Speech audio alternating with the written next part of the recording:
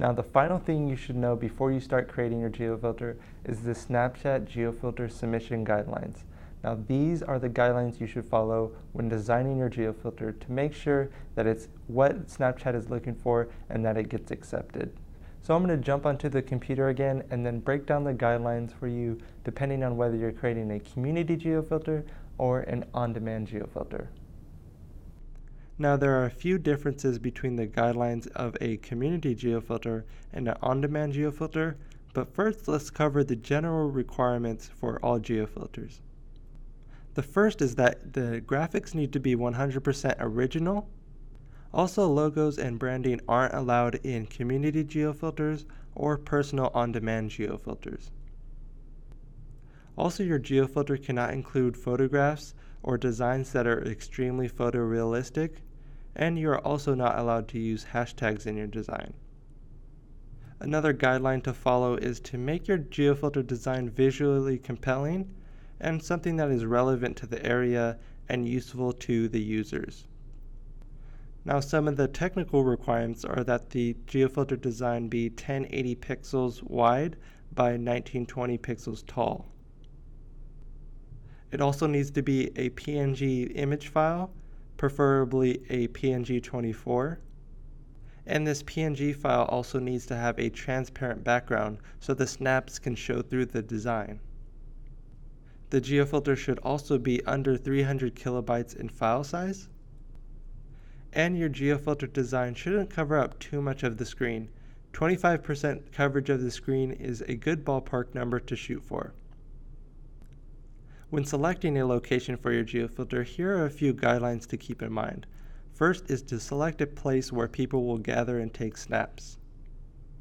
Also, if you're submitting a community geofilter, try to keep the geofence to cities and towns or local areas rather than larger areas like states, regions, and provinces.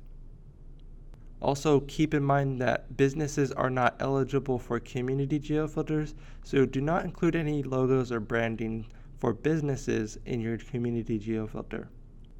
And finally, when submitting a community geofilter, provide a good description to explain why the geofilter is important to you and important to the people in that area.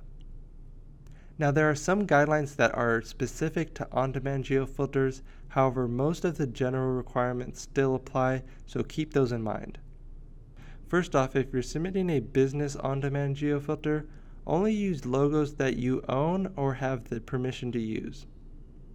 Also, if you're submitting a business on-demand geofilter, you'll be asked to include your business name along with your submission. It will then be displayed on top of your geofilter for a few seconds when a user swipes onto your geofilter in order to let them know that it is a sponsored geofilter, and then the text will disappear soon after.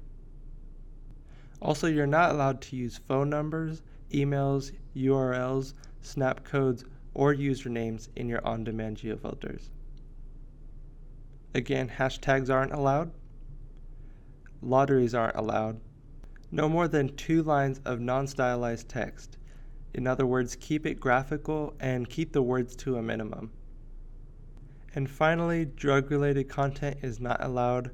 However, references to alcohol are approved on a case-by-case basis.